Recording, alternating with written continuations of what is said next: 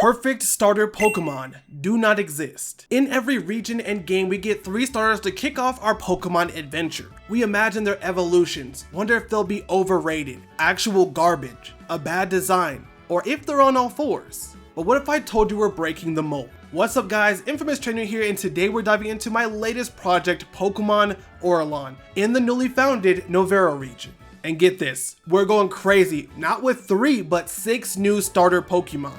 That's right, Auralon's changing the game, folks. We're doubling down on starters because why not? Now to clarify, we'll be focusing on the first stages of these first partner Pokemon, but let's be real, we'll always call them starter Pokemon here. And as we explore the Novera region, I'll give you guys a quick rundown on each of the starters' inspiration and show you what they look like. Trust me, you won't want to miss this. Oh, and before we dive into Novera, here's your Pokeballs and a brand new Rotom phone. You're gonna need those as well. So without further ado, it begins with grass. Now, grass starters are solid all around. You have classics like Bulbasaur, cool ones like Trico and Snivy, cute ones like Rowlet and Sprigatito, and the ugly Chikorita. Now, I've done cool before with my previous region starter, Twiggy, so this time I'm going for cute. For Auralon's grass starter, my inspiration was simple: a baby deer, green for grass, and undeniably being cute. So let me introduce Fawnif, the graceful leaf fawn Pokemon known for its nervousness and nimble trotting. Fawnif excels quickly at escaping danger. This Pokemon is a favorite amongst new trainers, offering a gentle, loving companion that grows closer over time. Just be cautious around the ears, they have a tendency to deliver an unexpected shock. Fawnif has the abilities Overgrow, of course, and Galvanize, which turns normal type moves into electric, and they're boosted. And while I'm not great at stats, I can tell you that this will be the speedy one out of the starters here. Let me say, I'm really proud about this design. I made this one myself and the shiny is great. I really went for more of these deer fall colors and it worked so well, and I've come to love it. But enough about grass, let's move on to fire. So fire probably has some of the strongest options. There's the classic Charmander and Cyndaquil, cute Fennekin and Torchic, and the future menace known as Litten, and of course my favorite, Chimchar. Previously in Neos, I went sort of cute goofy with Charwool, but this time I want to go cool. For Auralon's fire starter, the inspiration was fire itself, lizard, and for it to be strong. So let me introduce Pyrunt, the smallest Pokemon starter in Novera, known for its fiery temperament and compact size. Pyrunt stores intense heat in its cheek pouches and tail, which gets hotter and more powerful when it gets angry. This makes Pyrunt both stubborn and potentially destructive, requiring a skilled trainer to take it on. But with the right training, Pyrunt can become one of the region's strongest Pokemon. Pyrunt has the abilities Blaze like other fire starters and Solar Power, but that may change in the future. And as for stats, they're balanced-ish, but obviously a more offensive Pokemon. Fun fact, this was going to be the original starter in my previous region Neos, but I love the idea of Charwool more.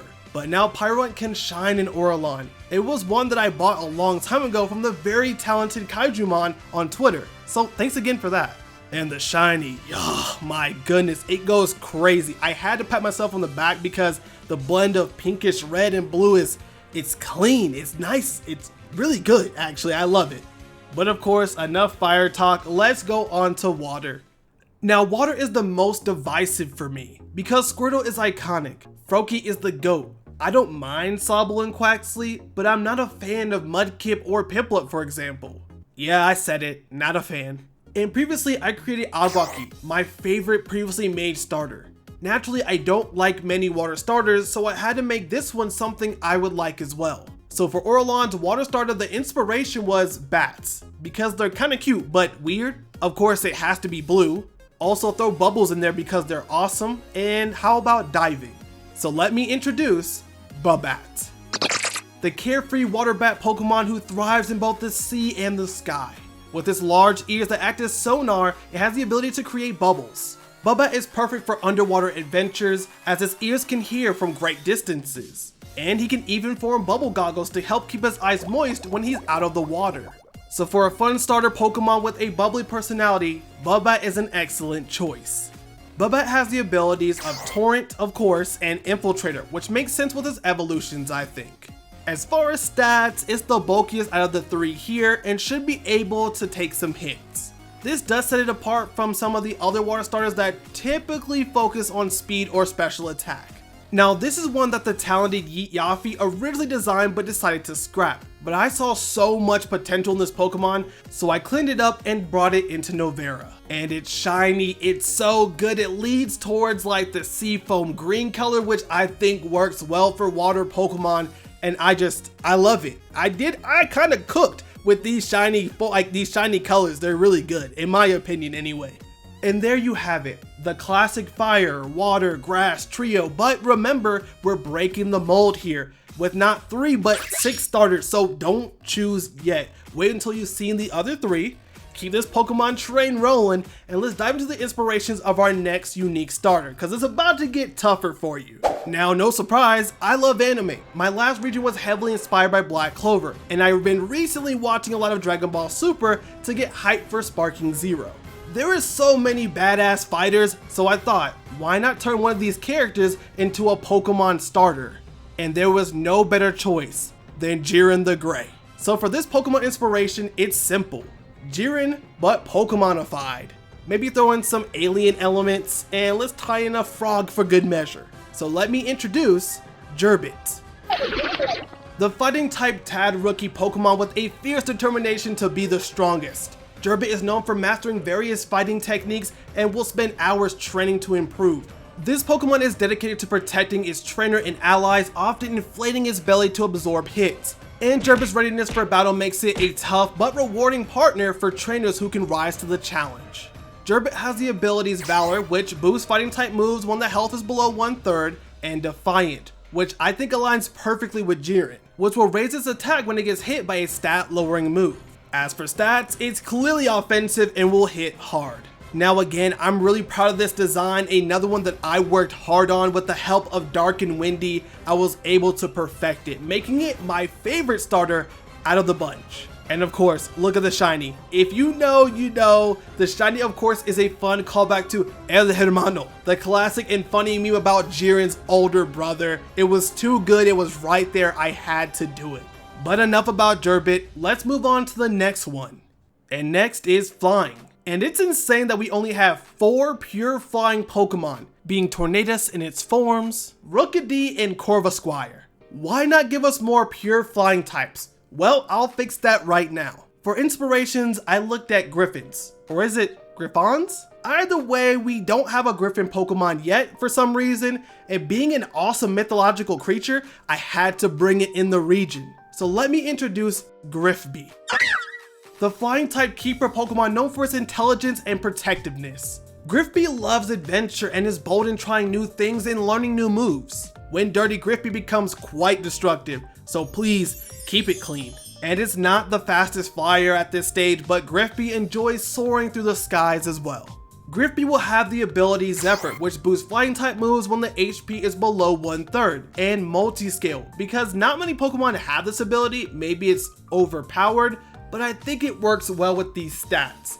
Speaking of stats, it's very defensive, further backing up its role with huge HP and defenses. This is another design that I've grown to love over time, but I'll admit it, this took me the longest to finalize. I really wanted it to stand out, look different, and be something unique amongst pure flying types. As for the shiny, this one's a banger.